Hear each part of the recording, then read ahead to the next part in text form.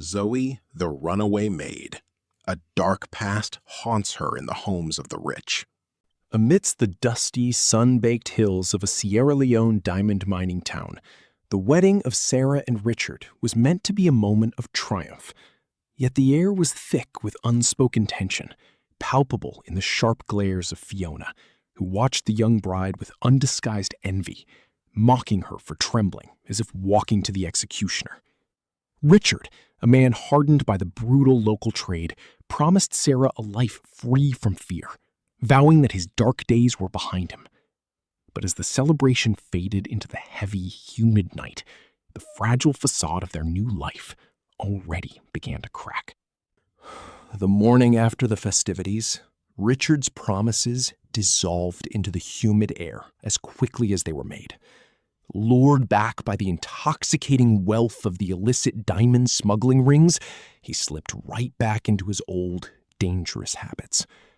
Sarah watched in silent despair as her husband transformed back into the ruthless dealer she had feared, realizing that her marriage was not a sanctuary, but a gilded cage built on stolen stones, blood, and broken vows.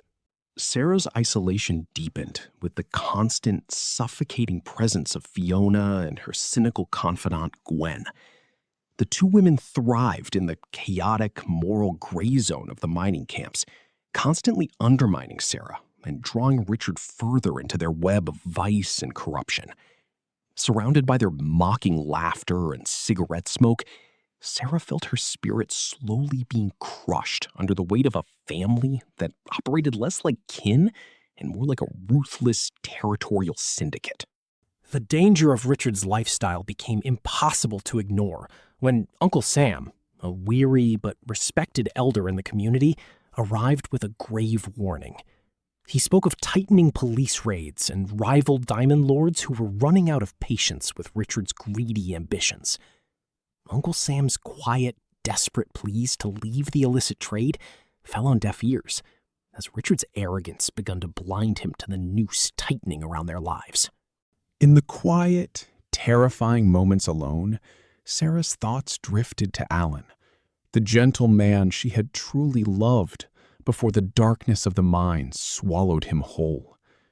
Alan had stood against the corrupt diamond lords, a defiance that resulted in him being framed and stripped of his freedom, sentenced to rot behind iron bars.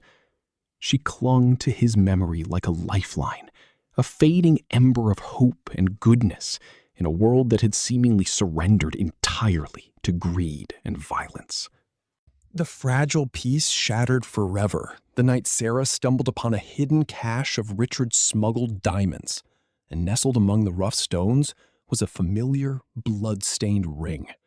It was Alan's. In a blinding flash of horror, the truth washed over her.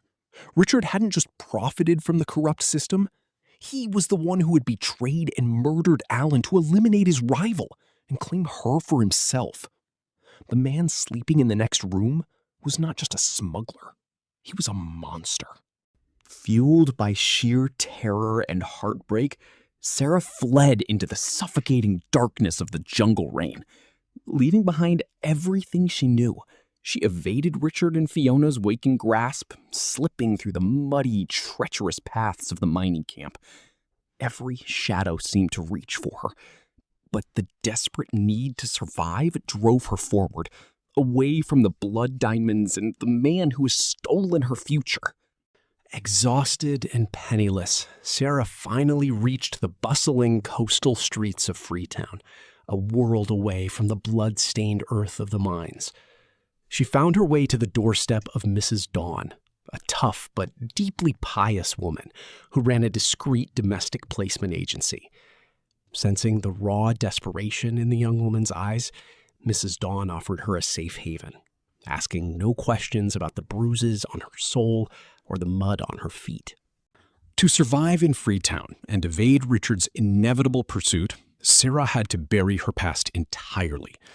Under Mrs. Dawn's protective wing, she shed her old name and emerged as Zoe, though to those who quickly grew fond of her sweet demeanor, she soon became known simply as Honey.